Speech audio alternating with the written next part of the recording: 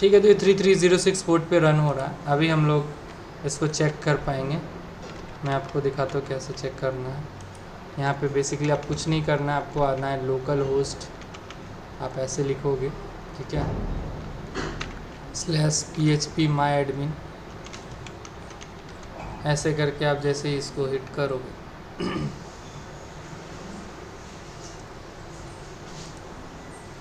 ठीक है, तो ये आपका PHP myadmin का पैनल हो गया। PHP myadmin में आप देख पा रहे हो यहाँ पे हमारे पास लिस्ट ऑफ डेटाबेस है। यहाँ पे टेस्ट नाम का एक डेटाबेस हमें डिफ़ॉल्ट मिलता है, ठीक है।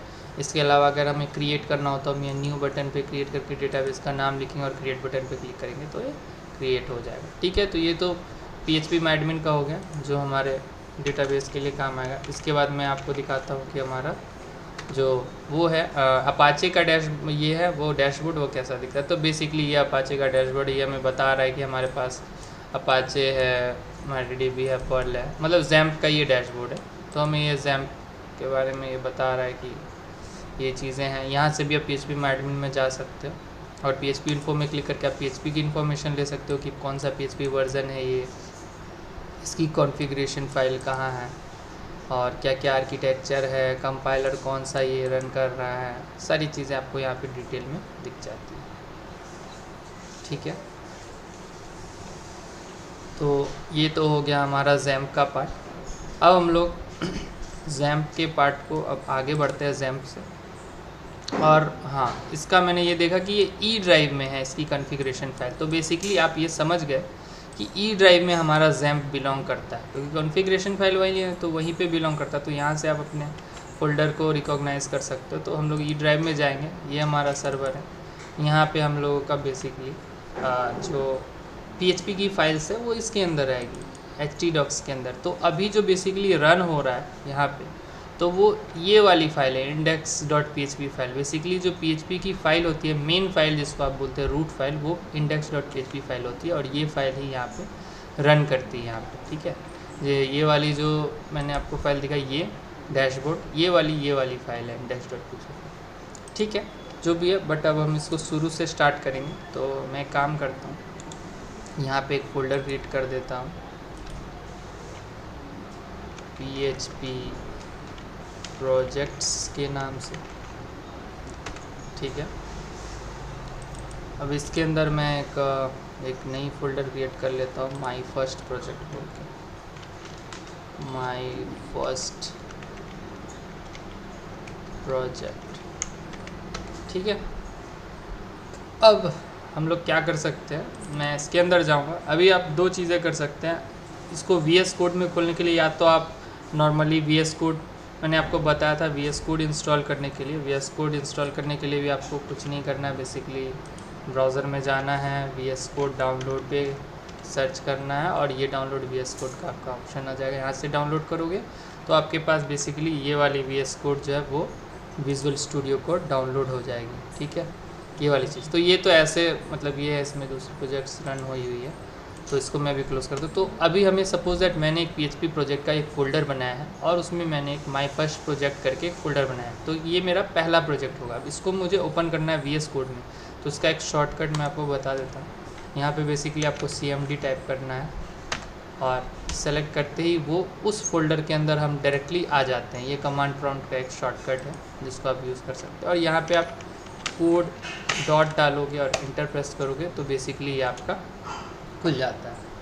यहाँ पे yes I trust all authors कर देंगे तो हमारा ये प्रोजेक्ट जो है अभी खाली है। आप देख रहे हो कुछ भी नहीं है इसके अंदर, है ना। तो अब हम यहाँ पे हमारे VS कोड के अंदर हमें दो तीन चीज़ें मिलती है पहले से। जैसे हमारे पास एक टर्मिनल मिलता है, तो यहाँ पे बेसिकली हम जो है अपने कमांड्स को रन कर सकते हैं। जैसे मेरे पास एक कमांड है अभी PHP वर्ज़न चेक करने के लिए, तो यहाँ से हमें ये पता चलेगा कि कौन से PHP वर्ज़न में हम काम कर रहे हैं। तो बेसिकली 8.125 PHP वर्ज़न है हमारा, ठीक है। अभी हमें PHP की कमांड्स की हेल्प देखनी है कि कौन कौन सी PHP की कमांड्स है, मतलब होती है। तो उसके लिए PHP-h करेंगे तो हमें PHP की कमांड्स बता देगा। अभी इतनी सारी कमांड्स होते हैं PHP में, है ना, इन सबको हम यूज़ कर सकते हैं बेसिकली, ठीक है। इसमें से हम लोग इस कमांड पे अभी ज़्यादा फोकस करेंगे क्योंकि ये हमारा कमांड जो ये हमें हमारे जो PHP फाइल है उसको रन करने में हेल्प करेगा। ठीक है, तो जैसा कि आप लोगों ने अब तक किया हुआ है HTML CSS, जैसे मैंने आपको बताया था कि आपने सिंपली अगर किया हुआ है तो आप उसके लिए एक सिंपल HTML फाइल ऐसे बनाते हैं, index.html, है ना।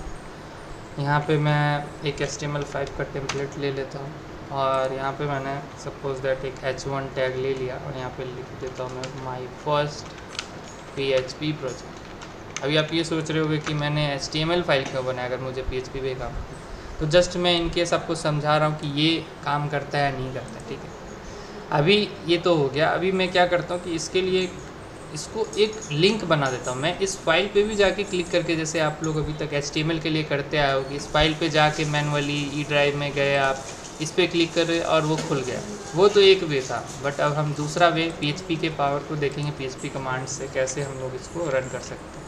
तो यहाँ पर मैंने आपको कमांड दिखाया था PHP, और यहाँ पे ये है, आप ध्यान से देखो, यहाँ से देखो अब -s addr port with built in web browser. कहने का मतलब इस वाले कमांड से आप इसको वेब ब्राउज़र में ओपन कर सकते हैं। तो अभी क्या हो जाएगा, थोड़ा और अभी क्या हो जाएगा, ये मैंने PHP लिखा, अभी मुझे लिखना है -S और उसके बाद था addr बेसिकली एड्रेस है। तो हमारा एड्रेस है लोकल होस्ट, क्योंकि हम लोकल होस्ट में काम कर रहे हैं तो हमारा यही एड्रेस है अभी। और ये पोर्ट बोल रहा है, तो पोर्ट हम किसी भी पोर्ट पे रन कर सकते हैं। सपोज दैट मैंने इसको 8889 पोर्ट दे दिया। ठीक है, और मैं इंटर जैसे ही करूँगा तो ये मुझे इस पोर्ट पे इस ब्राउज़र इस फाइल को एक्सेस करने की पावर देता है। सपोज दैट मैंने ये फॉलो लिंक पे क्लिक किया तो आप देखो कि ये खुल गया है और ये कह रहा है कि ये was not found on server, इसको ये वाली फाइल नहीं मिल रही है ना। इसमें मैं index.php करता हूँ।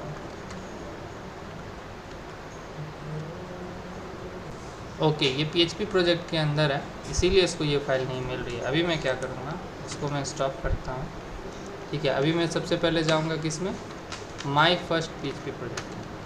अब मैं यहाँ पे ये वाली कमांड रन करता हूँ, क्योंकि हम लोग का ये प्रोजेक्ट है ना, हम लोग का मेन ये प्रोजेक्ट है। अब यहाँ पे जब मैं इसको रन करूँगा तो आप देखो, अगर मैं इसको दोबारा से रिफ़्रेश करता हूँ इसको हटा के, तो आप देखो मेरा ये प्रोजेक्ट जो है रन कर गया है सक्सेसफुली। तो हमने अपना पहला PHP प्रोजेक्ट जो है, PHP फाइल जो है वो रन करा दिया है with the help of browser, without accessing the file. बिना फाइल को एक्सेस किए हमने अपना PHP जो है फाइल रन कर ली। अब इसके बाद हमें क्या करना है, सपोज दैट हमने ये PHP फाइल रन किया, अब हमें क्या चाहिए, अब हमें चाहिए कि हम इसमें PHP के कोड को लिखें। तो PHP के कोड को तो हम HTML में नहीं लिख सकते, ये तो ऑब्वियस सी बात है। तो अब हम इसको रीनेम करेंगे। मैं इसको रीनेम करता हूँ, तो मैं इसको अब HTML से इसको PHP में चेंज करता हूँ। अब ये देखो यहाँ पे बिग एलिफेंट बन के आ गया, आइकन से हमें पता चल रहा है कि अब हमारे पास PHP कोड है। तो अब आप ये सोच रहे हो कि PHP है, .php एक्सटेंशन है, लेकिन हमारा HTML कोड लिखा है। तो कोई वरी नहीं है, हमारा PHP जो है वो बहुत हम्बल है, बहुत जेंटल है, उसको HTML कोड से कोई दिक्कत नहीं है। आप उसके अंदर भी PHP कोड लिख सकते हो। तो जैसे ये हमारा कोड है, अब मैं यहाँ पे क्या करता हूँ, सबसे पहले ये सिंटैक्स आपको याद रखना पड़ेगा। ये जो है ये स्टार्टिंग टैग है, अगर आप HTML की तरह समझ के चलो तो ये स्टार्टिंग टैग है और ये एंडिंग टैग है। ठीक है, अब सपोज दैट कुछ भी हमें कोड लिखना है तो इसके अंदर लिखना पड़ेगा। ठीक है, मैं इसको एक इंटर देके अलग वो कर देता हूँ ताकि आपको हेल्प हो।